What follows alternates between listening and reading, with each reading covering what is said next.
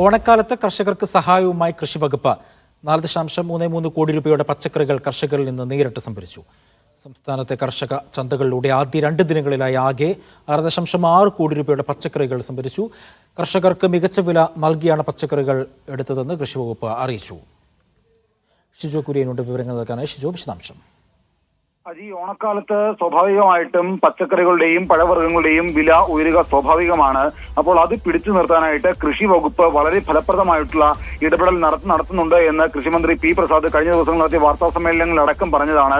അതിന്റെ തുടർച്ചയെന്നോണമാണ് പൊതുവിപണിയിലെ വിലയുടെ 10% അധിക വില നൽകി കർഷകരിൽ നിന്ന് സംഭരിക്കുന്ന പഴം, പച്ചക്കറി അടക്കം വിപണി വിലയേക്കാൾ 30% കുറച്ച് പൊതുജനങ്ങൾക്ക് ലഭ്യമാക്കുന്നത് കൃഷിവകുപ്പ് നേരിട്ട് നടത്തുന്ന ചന്തകളിലൂടെയും ഹോർട്ടികോർപ്പ് നടത്തുന്ന ചന്തകളിലൂടെയുമാണ് കർഷകർക്ക് ഈ പച്ചക്കറികളടക്കം നൽകുന്നത്.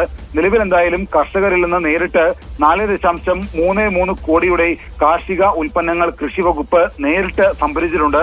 ഇത് കർഷകരെ സംബന്ധിച്ചുകൊണ്ട് വലിയ ആശ്വാസം നൽകുന്ന കാര്യമാണ് എന്നുള്ള കാര്യമാണ് കൃഷിവകുപ്പ് അറിയിക്കുന്നത്. സംസ്ഥാനത്തെ കർഷക ചന്തകളിലൂടെ ആദ്യ 2 ദിനങ്ങളിൽ സംഭരിച്ചത് 6.6 കോടിയുടെ പഴം, പച്ചക്കറി ഉൽപ്പന്നങ്ങളാണ്. അത് വിവിധ കൃഷിവകുപ്പിന്റെയും ഈ പറയുന്ന